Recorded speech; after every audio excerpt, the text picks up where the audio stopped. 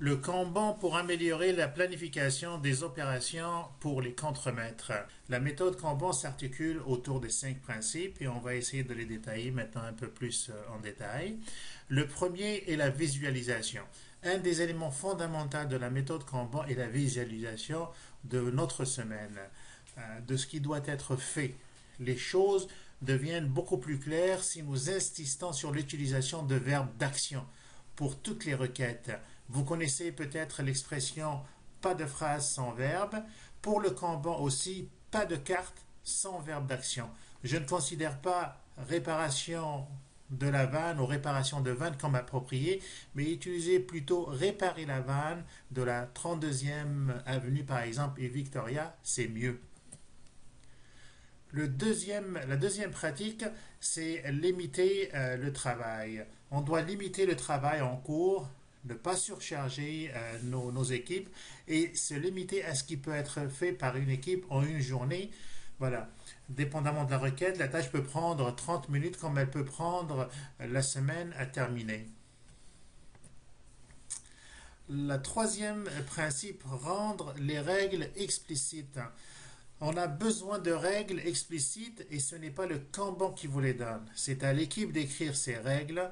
Les règles ne sont pas figées dans le temps, mais peuvent être modifiées avec l'évolution de l'équipe. Ils doivent être explicites et visibles. Rendre les règles explicites ne veut pas dire tout rédiger. Il suffit de mettre en évidence uniquement les points sur lesquels les équipes ne se sont pas mises en accord encore et qui ne sont pas encore du réflexe naturel.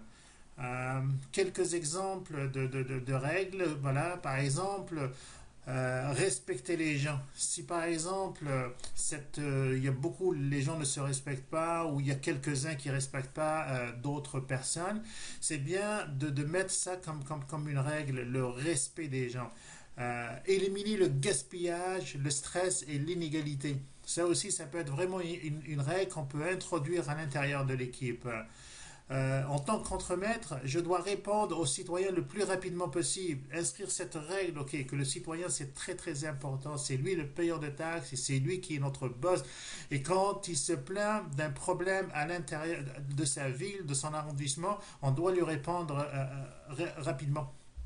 Voilà, donc ça peut être des règles, ok, sur lesquelles il y en a plein de règles et c'est à vous de voir quelles sont les règles avec votre équipe que vous pouvez inscrire pour votre fonctionnement.